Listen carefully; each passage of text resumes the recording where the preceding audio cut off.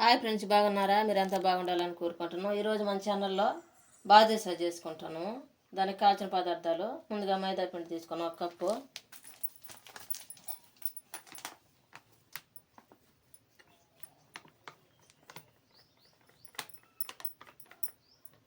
Cup, మైదా పిండి తీసుకున్నాను. ఇది ఒక పెద్ద బౌల్లోకి తీసుకోవాలి. కొద్దిగా సోడా ఉప్పు వేసుకోవాలి, ఒక చిటికెడు సాల్ట్ వేసుకోవాలి. ఇప్పుడు 2 స్పూన్లు నెయ్యి వేసుకోవాలి.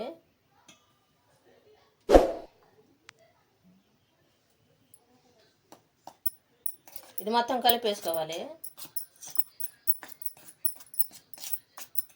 ఇప్పుడు మనం నెయ్యి వేసినప్పుడు స్పూన్తో అంతా కలిపాం కదా, ఇప్పుడు మన చేతితో కలుపుకున్నాం. ఈ విధంగా మొత్తం కలిపేసుకోవాలి. కలిపిన తర్వాత మనం పిండి అంటే ముద్ద అవ్వాలి. కొంచెం కొంచెం వాటర్ వేసుకుంటూ కలుపుకోవాలి. ఇట్లా లూజ్గా కలుపుకోవాలి, గట్టిగా కలపకూడదు. మన చేతితో కలిపేటప్పుడు ఎక్కువ పెదర్ చేయకుండా కలుపుకోవాలి. ఈ విధంగా కలుపుకోవాలి. మొత్తం కలుపుకొని పక్కన పెట్టేసుకోవాలి మూత పెట్టి. ఇప్పుడు మనం జీరా రెడీ చేసుకున్నాం. ఈ కప్పు తోటి 1 కప్పు మైదా పిండి తీసుకున్నాము, 1 కప్పు చక్కెర తీసుకుంటాను.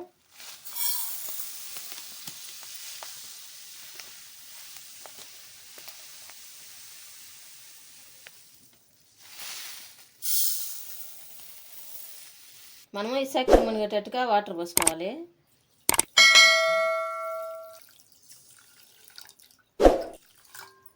స్టవ్ మీద పెట్టుకొని బాగా మరిగించుకోవాలి.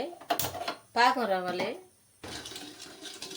మనం చక్కెర అంతా ఈ విధంగా కలుపుకుంటూ ఉండాలి మనం పాకం వచ్చిందాక. ఇప్పుడు ఇంకొక పొయ్యి మీద బాండి పెట్టుకొని ఆయిల్ పోసుకోవాలి.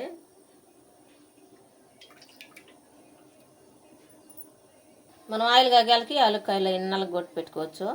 ఇవన్నీ దంచి పక్కన పెట్టుకున్నాం. పాకం ఏమి రాబలేదు, కొంచెం జిడ్డుగా ఉంటే సరిపోతుంది. అది గట్ట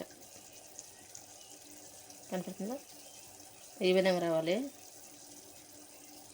ఇప్పుడు మనం ముందుగా దంచి పెట్టుకున్నాం కదా ఆలుకాయలు, అవి వేసేసుకోవాలి పాకంలో. ఇప్పుడు స్టవ్ ఆపేసుకోవాలి. ఇప్పుడు చేతికి కొంచెం నెయ్యి పూసుకోవాలి.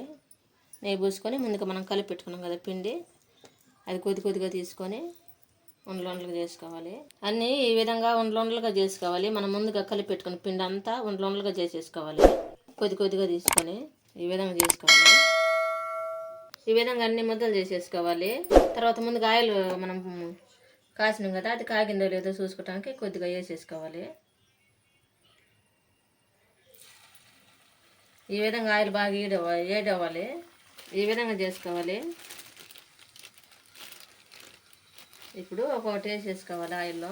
మంట మరి ఎక్కువ పెట్టుకోకుండా తక్కువలో పెట్టుకొని చేసుకోవాలి.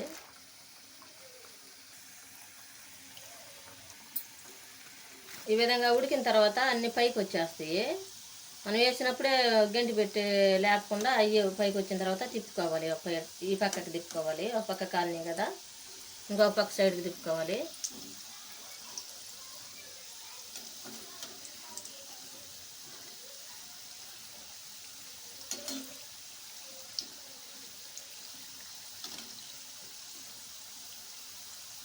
ఈ విధంగా బాగా గోల్డ్ కలర్ వచ్చిన తర్వాత మనం ముందుగా పాకం తీసుకున్నాం కదా, ఆ పాకంలో వేసేసుకోవాలి. తీసి